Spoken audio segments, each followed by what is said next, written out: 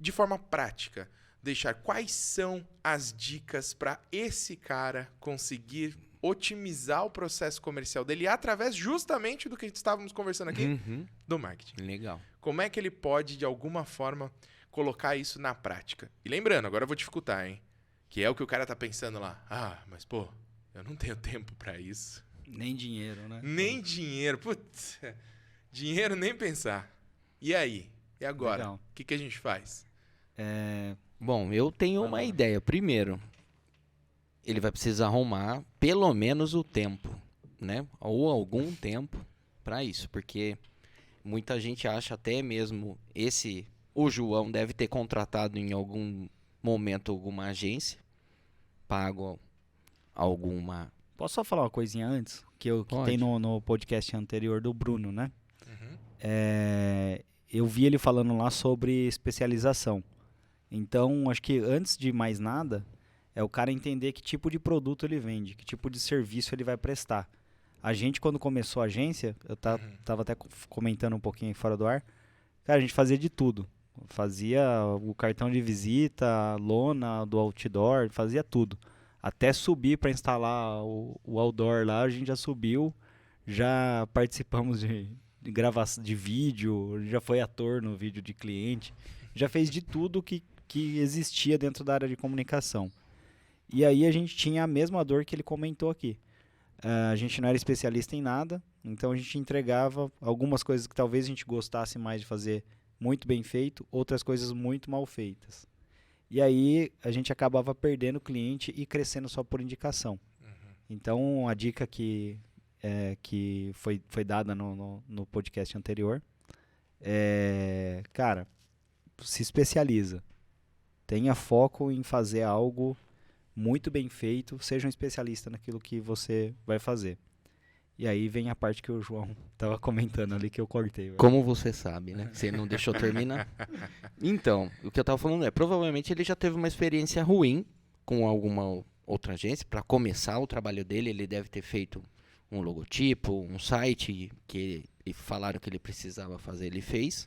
Só que provavelmente, pelo que você me falou, ele nunca se dedicou a isso, ele nunca deu o valor. Lógico, ele pagou por aquilo e achou que estava pagando o suficiente, mas a parte onde ele ajudar a construir isso, que entra exatamente nisso que o Adriano falou que eu ia chegar lá, ele só está com pressa, é sempre assim. Ele precisa saber o que ele faz e precisa passar isso para as pessoas, ou para o profissional que ele contratou no passado, mas agora já não tem mais essa chance, que ele já não tem mais essa pessoa ali por perto. Então, primeiro ponto, ele tem que tirar um tempo para isso, se ele realmente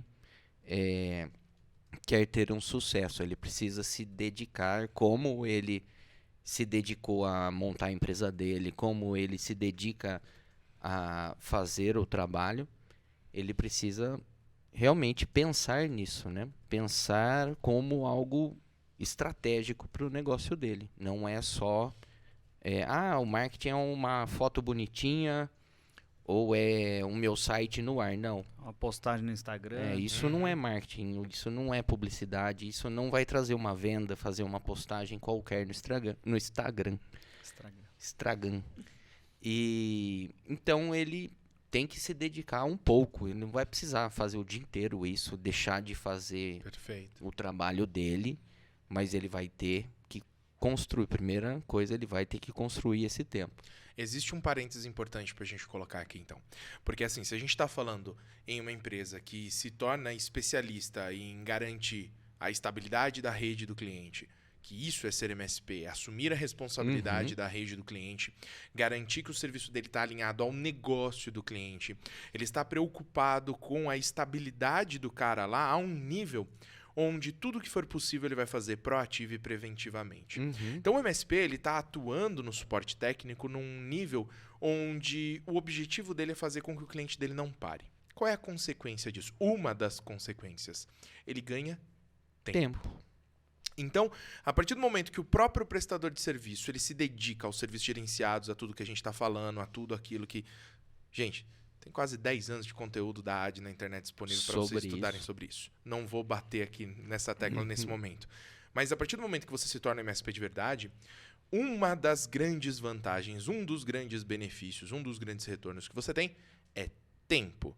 E eu vou usar esse tempo porque eu fui mais produtivo no meu trabalho para atender novos clientes. E eu vou dedicar parte desse meu tempo de atender novos clientes a captá-los. Gerar clientes. Como é que eu vou atender um novo cliente se eu não sou capaz de captar esse lead? Exatamente. Aí entra esse esforço de marketing. E se ele ainda não é um MSP, ele vai ter que arrumar um tempo, senão ele não vai conseguir se tornar um MSP, né? É isso aí, porque você vai precisar de tempo, organização, processo, ferramenta, boas práticas, Clientes tecnologia legais, ideais para conseguir atingir esse objetivo. É isso aí. E a sua produtividade vai aumentando, sobra mais tempo para atender mais cliente. Só que para atender mais cliente, você tem que se dedicar à captação deles. A gerar Aquilo. clientes. Para captar clientes, você precisa de marketing.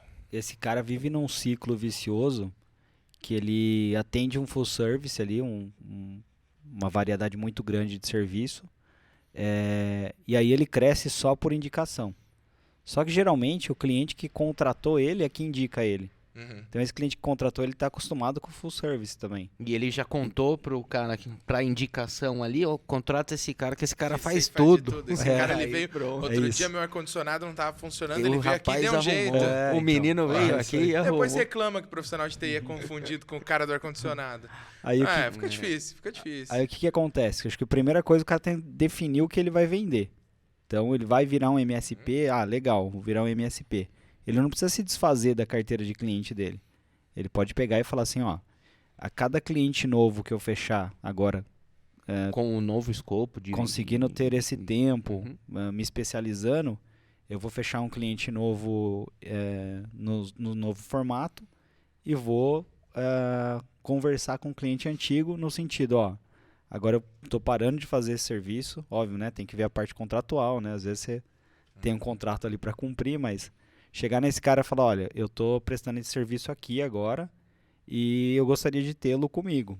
Você topa fazer essa parte? Essa migração de serviço. Aí ele vai falar sim ou não. Se ele falar não, cara, acontece. O cara vai sair e você pode perder faturamento durante um período pequeno. Mas se ele falar sim, ótimo, você já ganhou um cliente Melhor ainda. nos novos Que já formatos. tem confiança em você, né? Provavelmente. Exato. E aí você já vai conquistando, abrindo um pouquinho mais de tempo dentro do seu dia. Nessa abertura de tempo, aí você começa a se dedicar a marketing e vendas.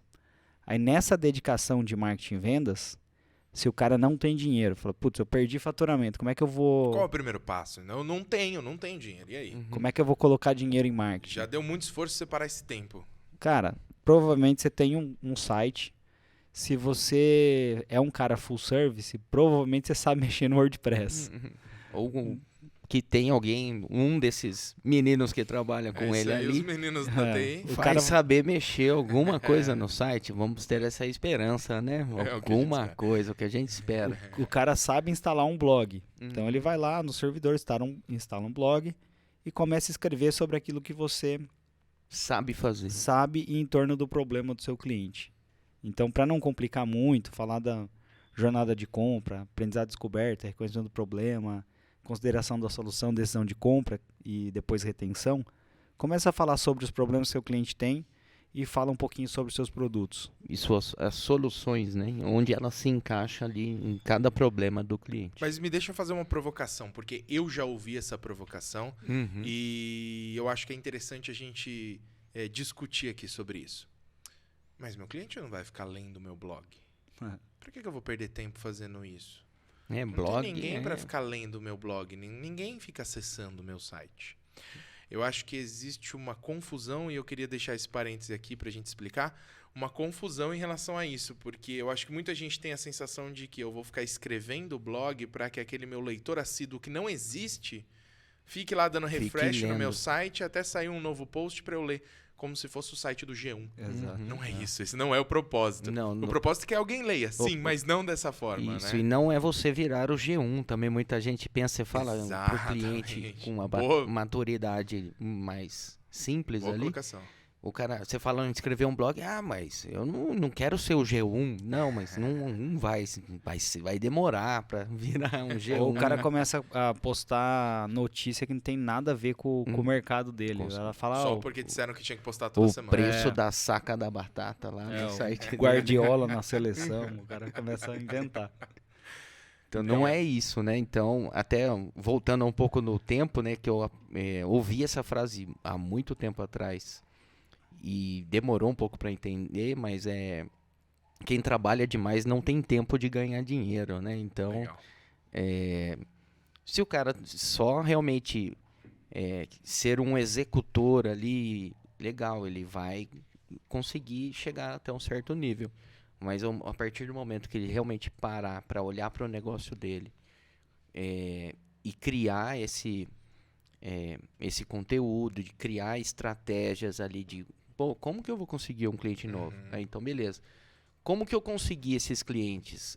O que eu faço que meus clientes gostam? Dentro do que eu me propus a fazer, dentro de um limite, né? Não ficar... eles gostam que eu mexa no ar-condicionado. Não, isso não vale, não né? É isso, não é isso. Não, o que eu faço, eu gosto, eu sei fazer muito bem e eu sei que meus clientes gostam muito. Por que esses clientes gostam muito? Ele consegue entender isso? Ele consegue fazer essa reflexão? Isso já trazeria um belo texto, um belo motivo para que outros clientes te contratassem. Então, ele tendo essa visão, vendo com a visão do cliente dele, ele consegue montar o pitch comercial, que aí a gente já começa a falar em vendas, que é a parte de marketing ali, o auxílio do marketing ali. Como eu vou me vender?